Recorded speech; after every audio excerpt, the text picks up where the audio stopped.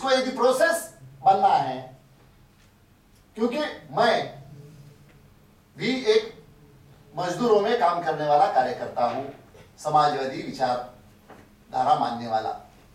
मैं हमेशा कहता हूं, क्योंकि मैं WSF में क्यों हूं, यदि मैं हमालों में काम करता हूं तो मुझे लगता है कि इस प्रोसेस से हमालों के सवाल आगे बढ़ाने के लिए, उनके सवाल हल करने के लिए इसमें ताकत है, इस प्रोसेस में ताकत है।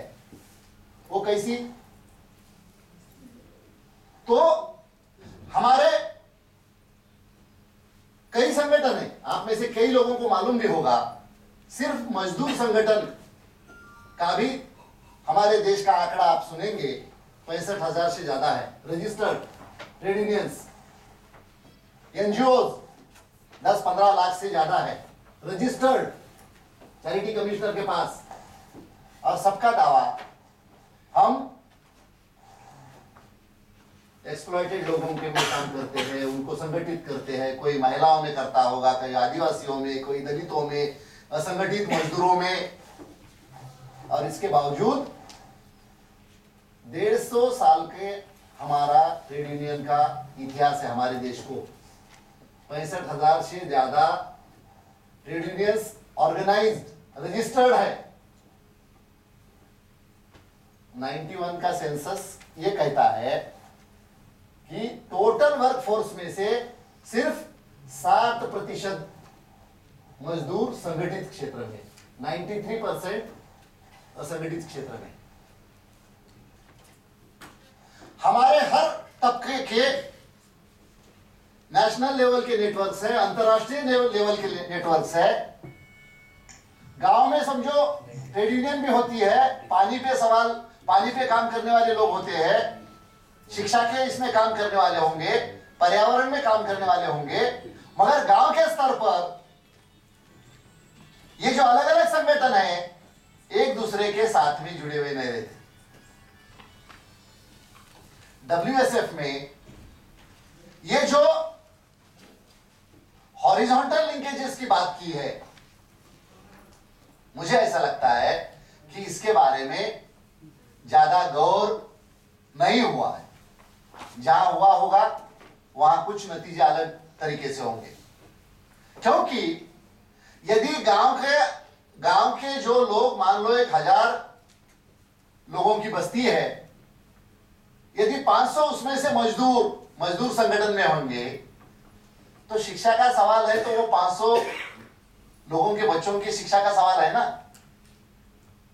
उसका यदि आरोग्य का सवाल है तो तो वो संगठन, हर एक को अपना ऐसा लगता है कि मजदूर संगठन से मेरा कोई वास्ता नहीं, मैं तो शिक्षा में काम करता हूं। पर्यावरण वाले को लगता है कि भाई ये इनका कोई मेरा वास्ता नहीं। क्या ये अपने अपने सवालों के साथ में सोचते हुए, संगठित होते हुए, एक दूसरे के साथ में यदि वो जुड़ जाते हैं तो अपने आप में एक ताकत बन सकती है। और वही ताकत, क्योंकि और ये जो चौपाल या फोरम करने का उद्देश्य भी यही है कि देश या अंतरराष्ट्रीय स्तर पर जो हो रहा है वो ग्लोबल लेवल पर इकट्ठा आकर क्या चल रहा है वो सोचो। और फिर मैं मजदूरों में काम कर रहा होगा तो मजदूर संगठन, अलग अलग क्षेत्र में काम करने वाले लोग आपस में, क्योंकि अभी कोई ऐसा एक भी सवाल ऐसा नहीं है कि जो बस मैं अपने स्तर पर वो उसको मैं निपटाऊंगा, जब तक, क्योंकि उसकी जड़ें यदि ग्लोबल लेवल पर है तो, क्योंकि फूड सिक्योरिटी के बारे में यदि हम सोचते हैं तो यदि दुनिया का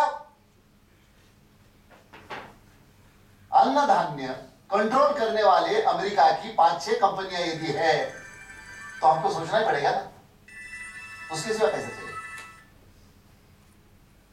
तो मुझे ऐसा लगता है कि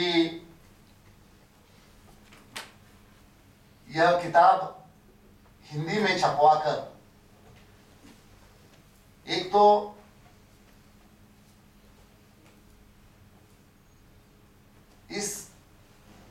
इसके जो सिद्धांत है वो ज्यादा से ज्यादा लोगों तक यदि हम पहुंचा सकें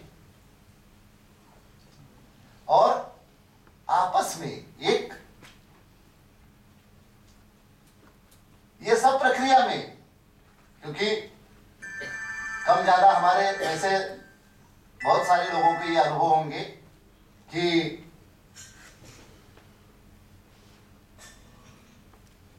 यदि बदलाव होगा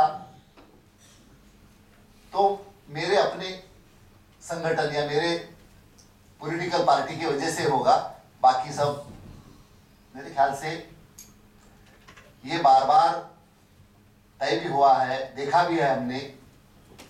यदि आम लोगों के लिए काम करने वाले ब्रॉडली जिनका ह्यूमन वैल्यूज पर, जिसका जिक्र हम सवेरे से कर रहे हैं, एनवायरमेंट और ह्यूमन डिग्निटी का मुद्दा लेकर, इस पर जितने भी लोग काम करते हैं वो सब लोगों ने, भले ही एक दिन में सब एक साथ में नहीं आएंगे, मगर आपस में यदि एक अच्छा रिश्ता इस प्रक्रिया की वजह से बन जाता है तो एक अपने आप में एक बहुत बड़ी ताकत बनने की संभावना है।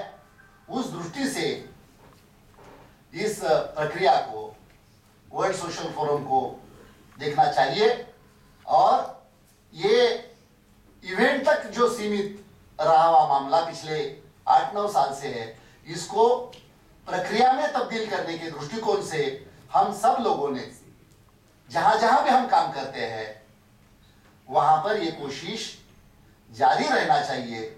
इतना ही मुझे इस समय कहना है। आप लोगों ने मुझे यहाँ पर 2 शब्द बोलने का मौका दिया, इसलिए धन्यवाद।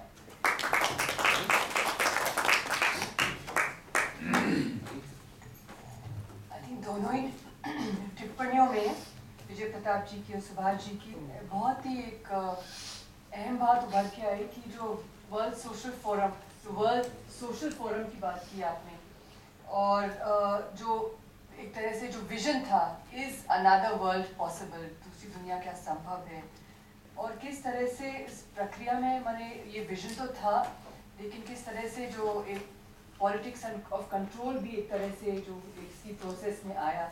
आई थिंक ये बहुत एक जो पैराडॉक्स इसके साथ उभर के आया है बहुत महत्वपूर्ण रहा है। तो बहुत तहे दिल से आप सबको धन्यवाद, सुरेंद्र मोहन जी को, सुभाष जी को, विजय लक्ष्मी जी को और धसमाना जी को, एंड आप सबको भी, और जो सब लेखक और आज के जो चेयरपर्सन और स्पीकर्स हैं, आप सबको बहुत धन्यवाद।